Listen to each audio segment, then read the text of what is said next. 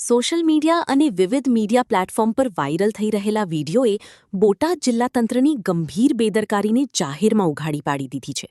જ્યારે બોટાદ જિલ્લા કલેક્ટર અને જિલ્લા વિકાસ અધિકારી ડીડીઓ જેવી ઉચ્ચ અધિકારીઓની કચેરીની સામે જ રાષ્ટ્રીય ધ્વજ અપમાનજનક હાલતમાં જોવા મળતા લોકોમાં ભારે રોષ ફેલાયો છે.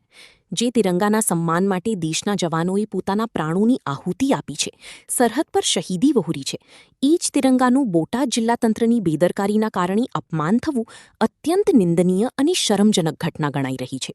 જે અધિકારીઓ પર રાષ્ટ્રધ્વજના સન્માન અને તેની જાળવણીની જવાબદારી છે, તેમની નજર સામે જ તિરંગો અપમાનિત હાલતમાં પડેલો હોવું સમગ્ર પ્રશાસન માટે કલંક સમાન ગણાઈ રહ્યો છે.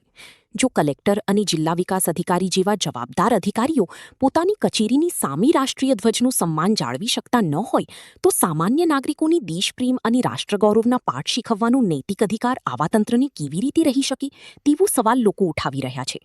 સમગ્ર મામલે જવાબદાર અધિકારીઓ સામે કડક કાર્યવાહી કરવાની માંગ ઉગ્ર બની રહી છે.